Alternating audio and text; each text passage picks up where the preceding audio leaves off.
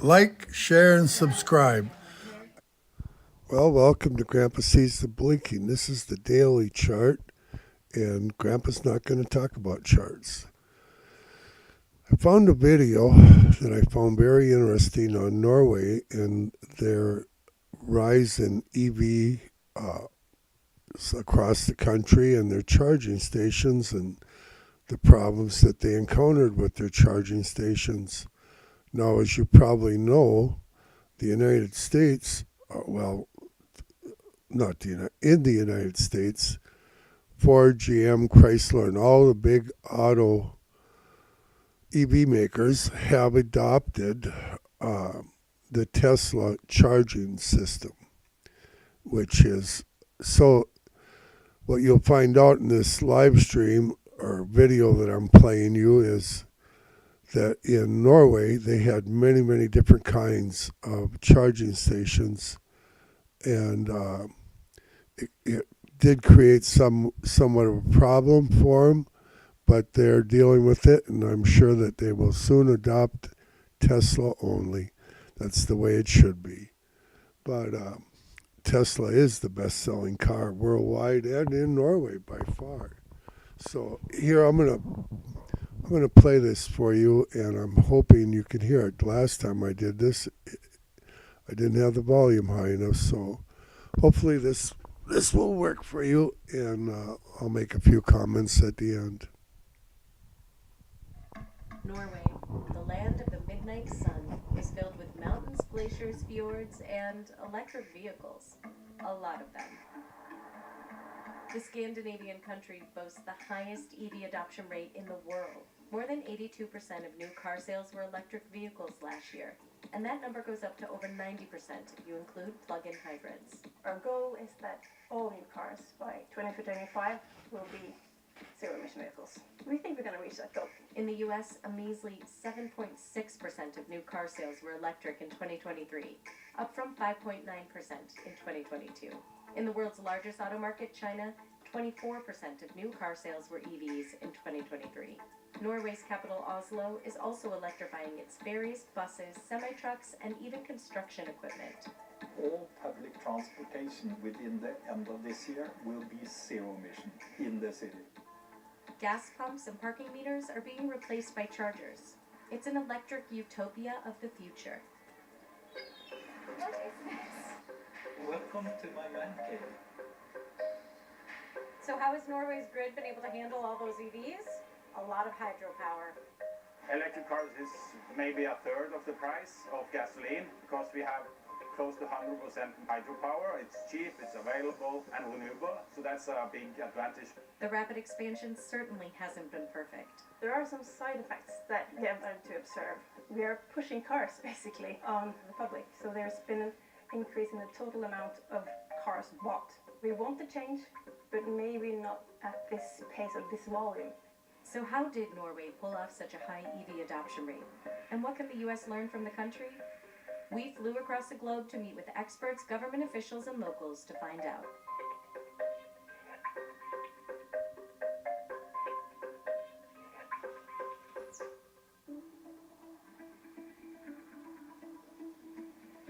We flew into Oslo Airport and picked up our electric rental car. I'm here picking up my rental car, and I've never seen so many electric cars in a rental hub before. iX3, my first time driving an EV. Let's see how this goes. The first thing that was noticeable as we were driving was the lack of tailpipes on the cars on the road. Tesla is the most popular brand on the roads in Norway, with a 20% market share in 2023. We saw them everywhere. The Tesla Model Y was the most sold car in the country last year, followed by the Volkswagen ID4 and the Skoda Enyaq. All zero-emission electric cars, they have license plates that starts with E, so it's always easy to spot them. California has the highest EV adoption rate in the US. 21.5% of new car sales were electric in 2023, a figure that has doubled in the past 2 years. But Norway made California look like it was in the dark ages. There are chargers everywhere. The streets are quiet in Oslo. The air is pleasantly free of fumes. There's been a noticeable improvement to the air quality in the city? Yeah, it is. So around 20% reduction of local pollution. It was actually noticeable when a gas-powered car sputtered by. We did find a few people who still drove gas-powered cars. Some couldn't afford to buy a new car, and others still couldn't get past range anxiety for long trips, despite the abundance of chargers. I need to have a Land Rover because I'm going to the mountain.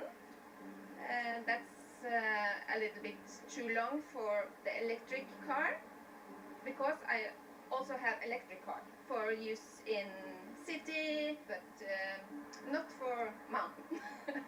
But most people we spoke with were on their second or even third EV already. I've been driving an electric car since 2012.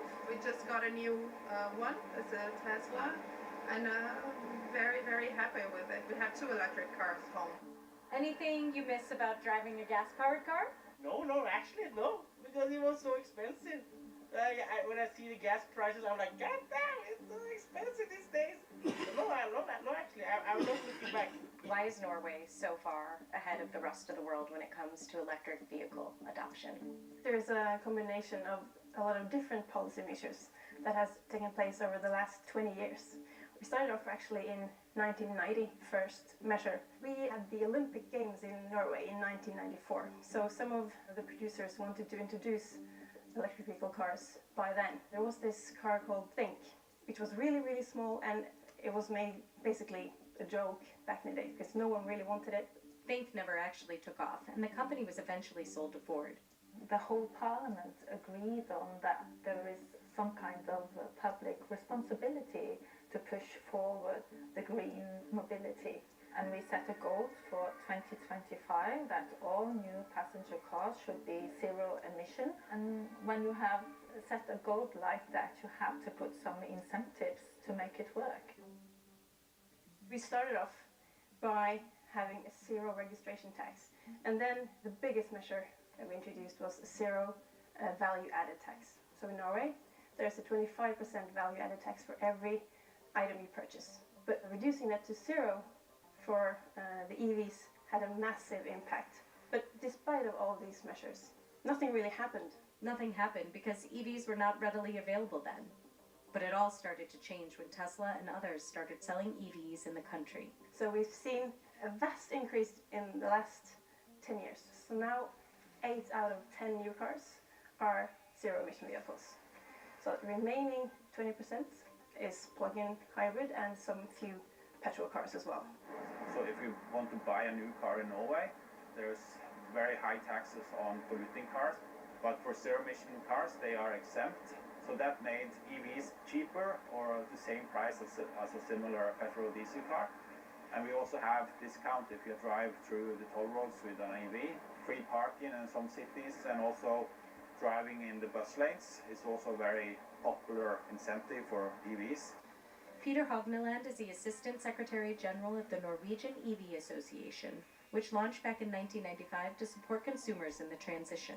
We have over 50 employees now, have a call center for EV owners, especially the new ones. They need help how to do this. How do the subsidies work? When you go to purchase a car, is there a lot of paperwork, or is it just a cheaper price when you purchase a car? You don't have to do anything.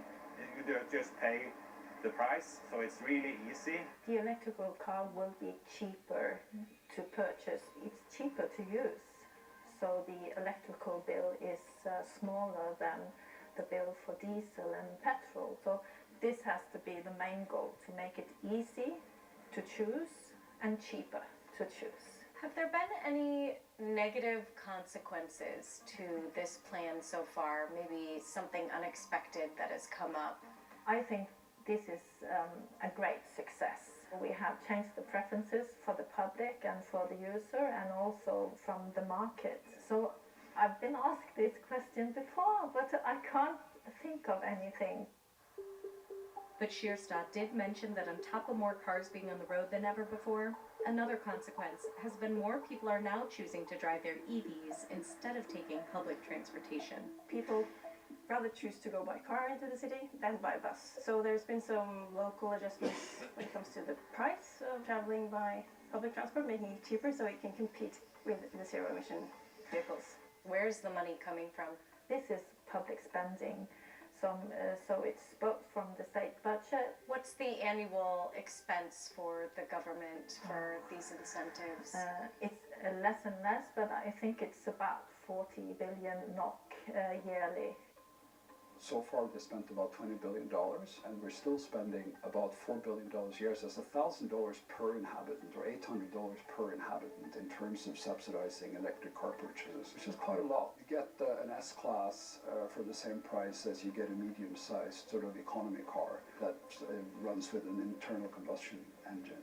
Norway is a wealthy country, and much of that wealth has come from its robust oil and gas industry. Norway is Western Europe's largest oil and gas exporter, and the industry is expected to make up 24% of the nation's GDP in 2024. The gas export has increased over the last years due to the war in Ukraine, and it's very important for Norway to be a stable energy partner with our neighboring countries in Europe that suddenly experience a drop in the supply from Russia. But Norway also, we have our goal, 55% reduction of emissions in 2030 compared to 1990. That's the same goal as total in the European Union. Well, that's something the oil industry also knows, so they are planning on what next, what's the new type of energy they will produce. And we have now a massive plan for wind production on the Norwegian continental shelf. So we're all working with this transition year by year with the same goal in 2030. We have a lot of discussion about the oil industry in Norway. The Norwegian government has said that we will go for electric cars anyway. The discussions are decoupled, and we see now with almost quarter of all cars in Norway are fully electric now. Also the demand for petrol and diesel is going down. That might be also a wake-up call for the global oil industry that maybe the future is not bright for them. Norway took its oil wealth and it just did not spend it. We put it into the world's biggest investor, which is called Norges Bank Investment Management, and it owns 2% of most companies in the world. So we've been pretty good at sort of thinking long term about those things. Birger Steen is the CEO of Freer, a battery company that is part of the energy transition in the country. Freer is building a Giga Arctic factory in the northern part of Norway, as well as a battery factory outside of Atlanta, Georgia. The first application of our batteries will be in the power grid. So solar power plants as well as wind power plants. Our hope in the battery industry is that when it comes to the IRA, the Inflation Reduction Act, it's actually the US that's leading the way in thinking long term and what it takes to sort of stimulate the market to function better. And so we hope that both the European governments and the Norwegian governments going to do that as well as the Americans have. Would you say that the environment is a very important piece to why people are buying electric vehicles here, or is it the price of the cars? I don't think Norwegians are more environmentally concerned than other people, so it's the economic that is the most important. Climate emissions is of course a nice bonus and also important for a small group of people. What would you say the next couple years will look like as far as getting to the final stretch of meeting the 100% goal? The remaining parts is the plug-in hybrids. The Parliament has asked for removing all the benefits for those, so it will be treated as a normal petrol car in the tax system. So Norway made EVs quite a bit cheaper than gas cars. But what about charging? It subsidized that at first as well. In the early days, it was heavily subsidized. Not so much nowadays. There are some rural areas where you might be able to get some subsidies from the government. That's been very helpful to get the charging infrastructure up and going. Bernd Otto Fjellsted is a project manager at Mer Norway, one of the largest fast charging companies in the country. It has installed more than 35,000 fast chargers throughout Europe. Tesla is another one of the largest charging companies in the country. It launched Europe's first supercharger network in Norway over a decade ago. Did Tesla build out the supercharging network before the other companies? They have been really helping growing the market shares for EVs in Norway as well. We had Elon Musk visiting a couple of times in Norway, but of course it was just recently that they opened up their network for other cars. So now it has been really also beneficial for non-Tesla owners to use superchargers. We went on a charging safari while we were in Norway and saw firsthand what these partnerships look like.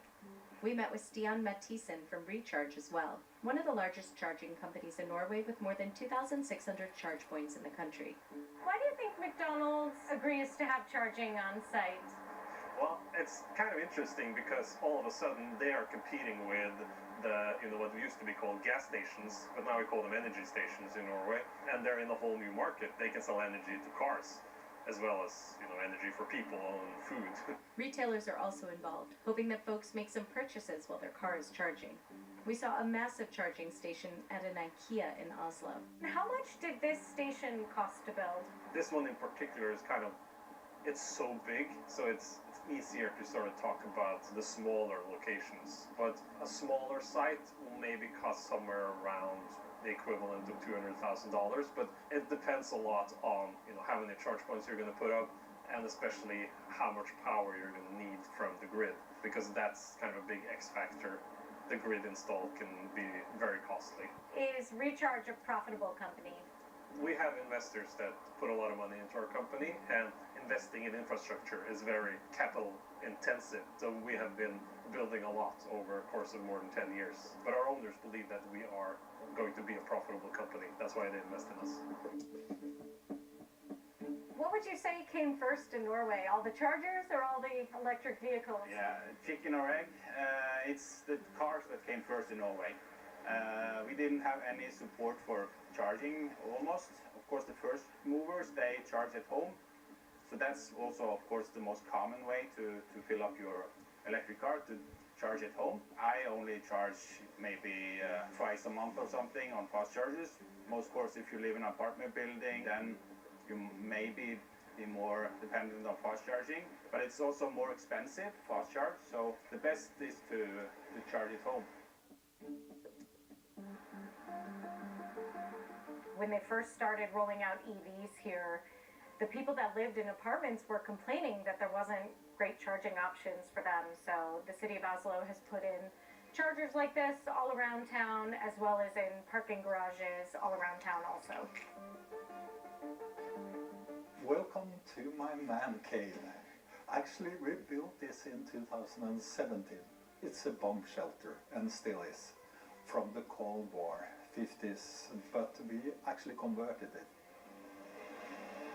Only EVs are allowed here. I think it was actually the first parking garage in Europe reserved for EVs only.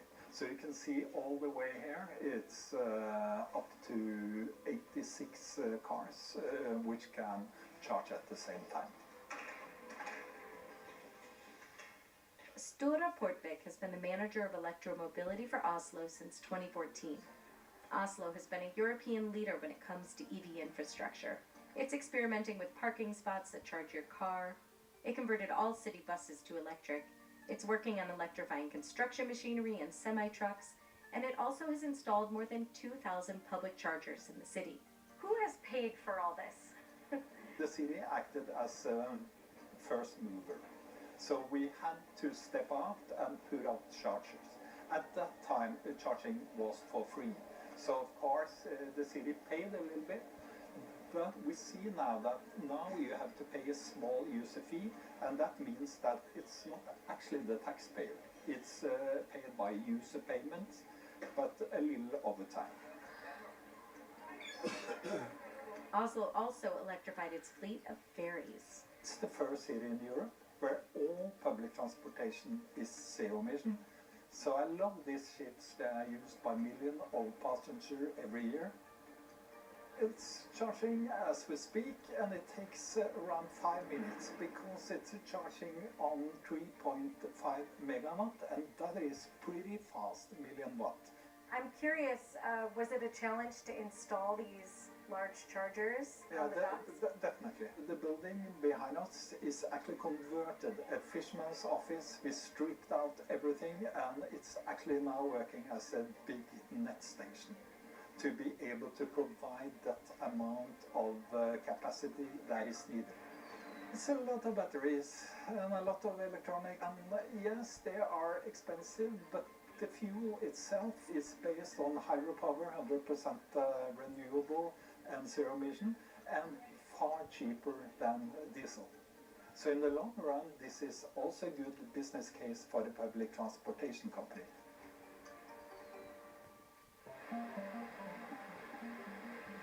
How long has Norway relied on hydropower for energy? Approximately 120 years or something like that. Very glad we have hydropower because it works as a battery towards all the other energy sources that are more variable according to weather, if it's sun or windy. The wind capacity we are planning to invest in Norway will double our power production by 2040. How does it work with the utility companies when you're building out a new site? When we're building out a new site, we have to get an agreement with the landowner, be able to use that location. We also need to have approval from the authorities. The electrical infrastructure in many areas are already quite overloaded, so it's becoming more and more difficult to get the amount of electricity we need. But the grid companies are working along us, and we're trying to find the best solutions. The demands for the grid will ever increase. It is not something that has been, prohibitive in any way so far. But yes, it requires additional investment. Yes, it will get harder and harder to get grid connection to where we actually need it. Gas stations, now called energy stations in Norway, are getting involved in seeing the benefit of installing chargers. Is it actually the gas station companies, Circle K, that paid to put these chargers in? Yeah, so the fast charging market is more or less fully commercial market. Circle K is one of the big fast charging companies in Norway, and also the biggest gasoline chain in Norway. Are they going to be able to make as much money from charging as they did from gas? Well, they don't have a big profit on gas either. Mostly it's also the convenience store where they sell food and coffee and drinks. That's also, of course, more relevant for EV owners because when they charge, it takes more time than filling up a tank of gas. So maybe they stay here for 20, 30 minutes. They can make money there as well. There's a company called Certus that runs this Esso station. We have a deal with them that we split the costs 50-50 for the whole installation here, but then we also split the income 50-50. The gas stations are diversifying with deals like this because fuel demand from passenger cars has fallen more than 20% in Norway since 2016. So they are putting up fast charger as well because they want the customers. They want them to go inside, buy the hamburgers and the cokes and things like that, because that's where the margins are.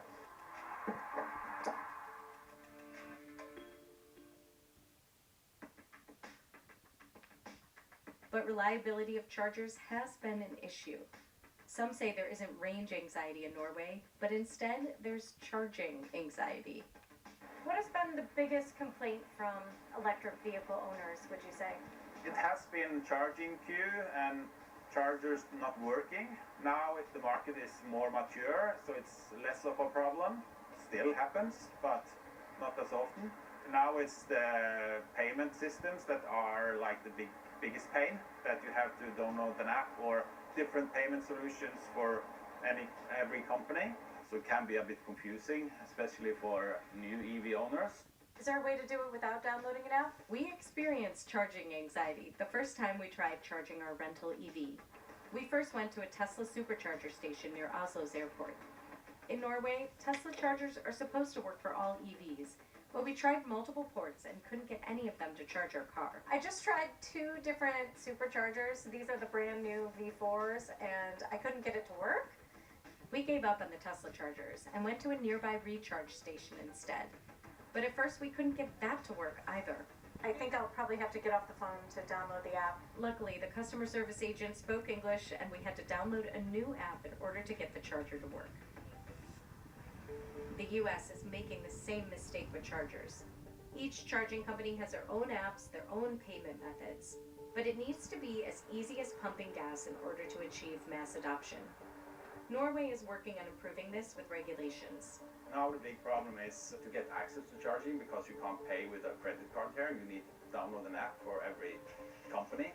And now, finally, we're also starting to install regular card payment terminals, like credit card or payment card terminals. We know a lot of people have been waiting for those. There's regulation both at the EU level, which means that all the countries in the EU need to have card payment terminals on their chargers going forward. And also Norway has put in place its own regulation, which is even stricter when it comes to deadlines for when this needs to happen. Once we did get it to work, I was pleasantly surprised how quickly the DC fast charger filled up the car. Just finished charging. We charged the car to about 70%. It only took 15 minutes or so. It went really fast.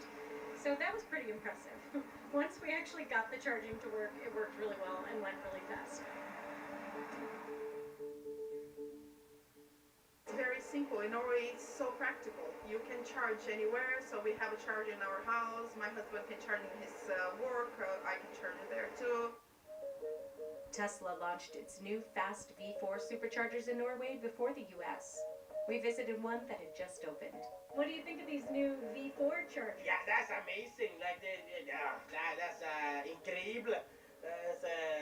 It goes so fast. You're staying for 10 minutes, and suddenly you have like the possibility to drive for 2 hours. That's phenomenal. It's faster than getting fuel on your car. So I'm really happy with the Tesla. I save a lot of time using Tesla because before Tesla, the other car I was driving, I used it to charge 3-4 times per day.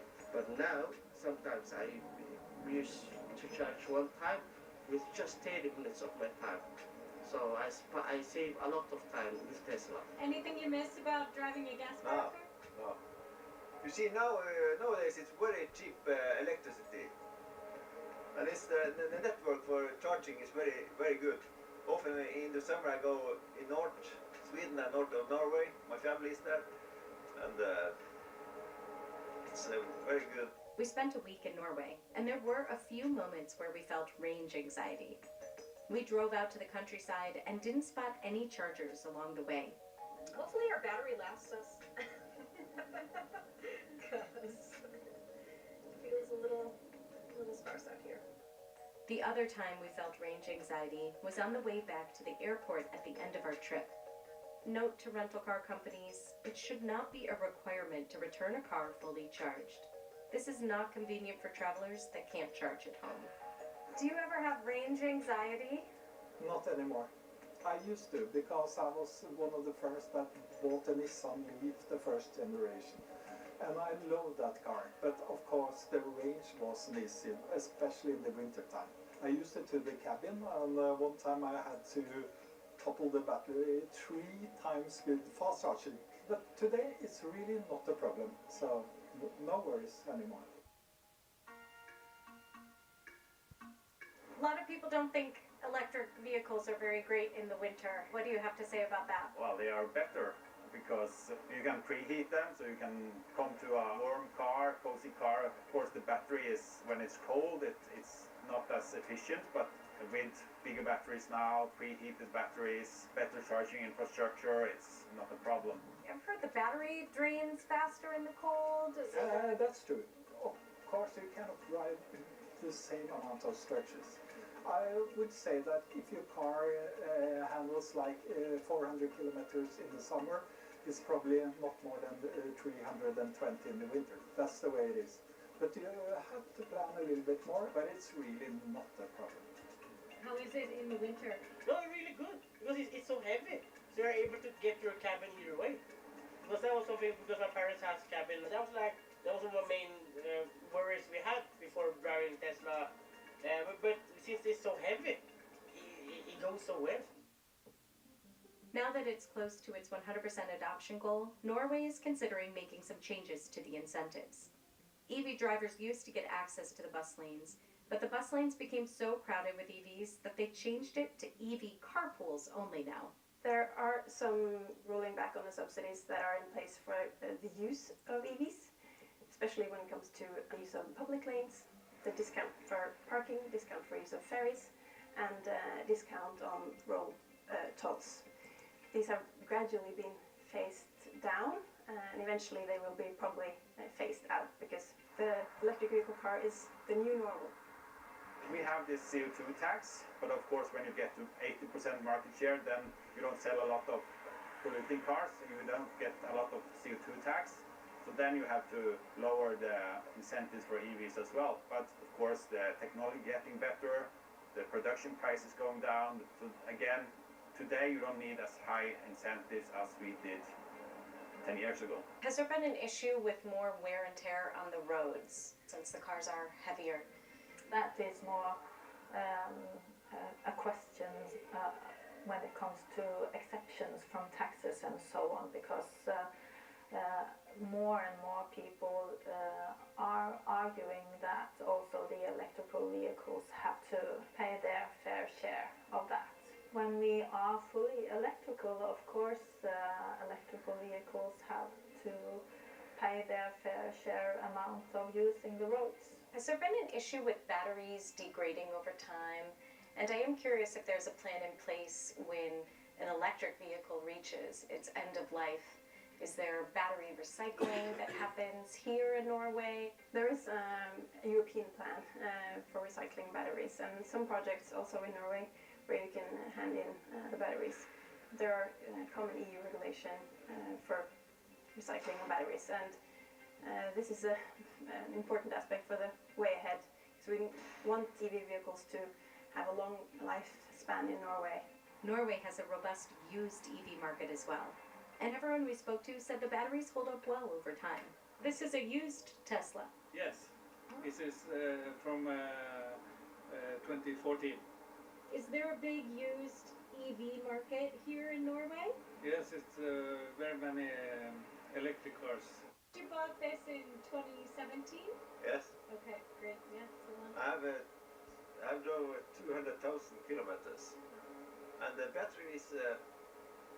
I checked, it was just 3.5% missing kilometers. Not bad. That's not bad, but you have to take care of that. Don't charge too much. I never charge more than 80%. What would you say to someone who says that electric cars are just as bad for the environment as gas-powered cars? This argument is the reason we don't want to rush the transition more than necessary. So that's why we are concerned about the high volume of sales, that we've been pushing cars maybe too much, and the number of cars increasing. I mean, we want people to use the old car its entire lifespan. We definitely can see the different environmental aspects of producing cars itself. It's a consumption that has its negative aspects on the environment. We need to take into account when changing the policies going ahead. And like the US, Norway has its share of EV skeptics as well. We still have a lot of skeptics for EVs, both internationally and in Norway as well. They are climate skeptics, they are EV skeptics, and they have a lot of myths about EVs, the fire hazard, where the energy comes from, the production emissions, and so on. So we still have those discussions all the time, even in Norway. With all these electric vehicles, have fires been a problem? No. We had a big car fire parking garage a few years ago. And there was some rumors that it was an electric car that started the fire, and then the whole media went amok. But eventually it was not the EV that started the fire, it was an old petrol car. But of course a lot of EVs were parked there, but the fire didn't spread to the batteries. Has there been any issues with fires? Not here, no. None whatsoever. But of course, if an EV burns, it will burn for a long time, but it will not be explosions and stuff like that you have in a gasoline car.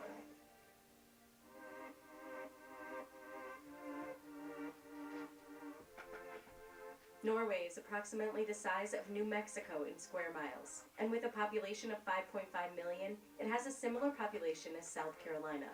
So it is hard to compare the United States and Norway, but there are some big takeaways. Charging today in the US, in Europe, in Norway is still way too difficult for end users. It doesn't always work. It's very often cumbersome. You have to run around with different apps. These are things that, top down in a region, in a country, can be regulated in a way that it's benefiting the consumer.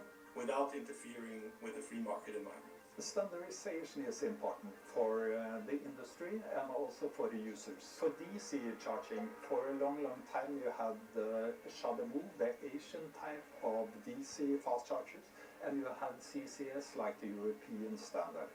And Tesla had their own. And now it's more and more merging and more one standard. And I think that's extremely important. What's the biggest lesson you have for the United States when it comes to electric vehicles? I say go for it. But you need to have the charging infrastructure so you can actually travel as far as you want, not being afraid of running out of power in the middle of nowhere.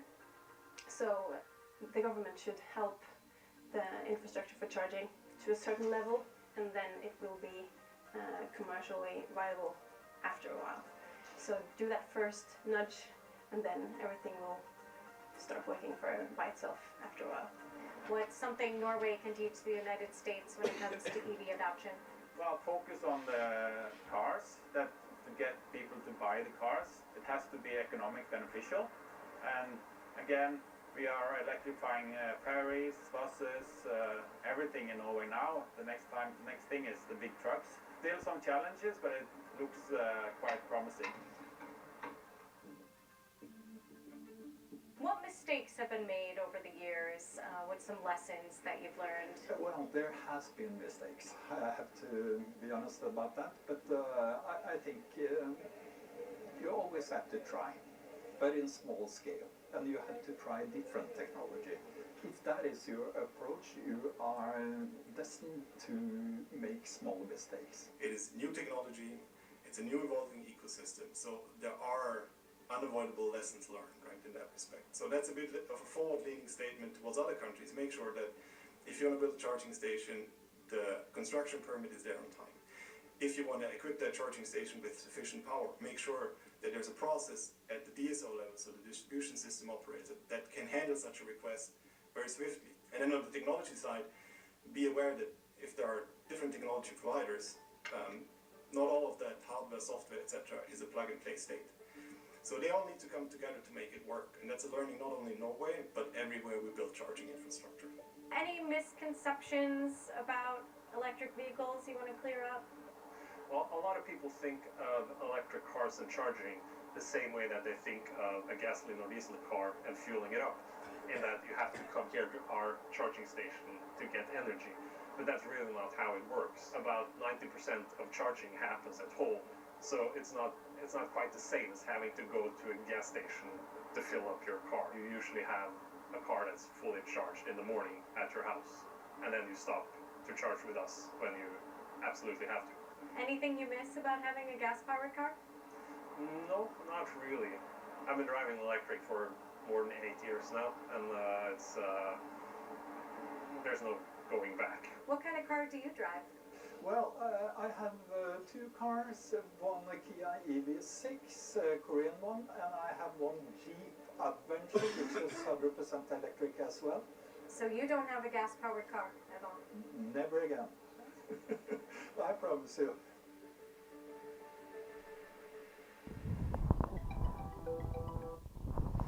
Well, Grandpa enjoyed that. So, a couple points I want to mention here. One is the adoption of Tesla in the United States by Ford, GM, Chrysler, and all the EV makers have adopted Tesla's charging system. And I'm not sure if they have in Norway yet, but in the U.S., everybody's adopted Tesla because they are the best. And because they had quite a problem in Norway with all the different charging systems and the people being able to run them all, because they all use different payment methods and all this and that. And the second takeaway was they mentioned Circle K. I know Circle K, even in our small town here, just bought out Holiday. Our Holiday station is becoming a Circle K. and they had charging stations in Norway in the Circle K's. And I would venture to say that every former Holiday and Circle K in America will be having Tesla charging stations at some point. Burger King, McDonald's in Norway, and this is what you're going to see across our country as this grows, and except it's going to be uniform to who? Tesla. And Tesla's going to make money off of every one of those charging stations. So if you own Tesla shares, you're probably going to do well, in Grandpa's humble opinion.